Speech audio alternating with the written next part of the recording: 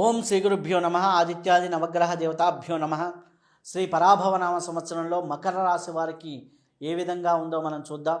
మకర రాశి వారికి ముఖ్యంగా ఏ జన్మ నక్షత్రానికి చెందిన వారు మకర రాశి వారి కిందకి వస్తారో మనం పరిశీలన చేద్దాం.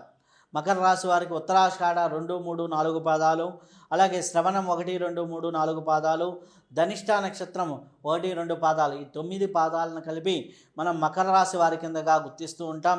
కాబట్టి మకర రాశి వారు ఈ యొక్క రాశి వారికి ఎటువంటి ఆదాయ వ్యయాలు ఉన్నాయి అనే విషయాన్ని కూడా పరిశీలన చేద్దాం.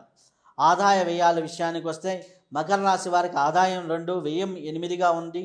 రాజ్యపూజ్యం 1, అవమానం 6గా ఉంది.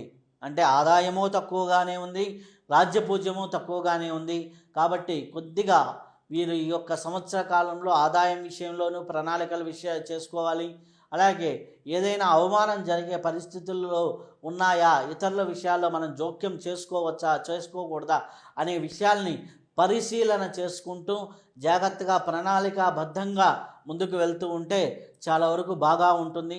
ఆదాయ వ్యయాలు తగ్గినప్పటికీ వారికి ప్రణాళిక అనేది ఇక్కడ చాలా ఇంపార్టెంట్.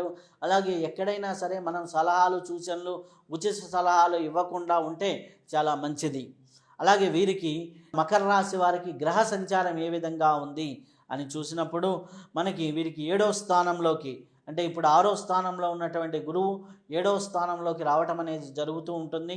7వ స్థానంలోకి రావటం వల్ల వీరికి చాలా వరకు శుభ ఫలితాలే గురువు వల్ల కలుగుతూ ఉన్నాయి. అలాగే శని కూడా 3వ స్థానంలో చాలా బలంగా కనిపిస్తూ ఉన్నాడు. కాబట్టి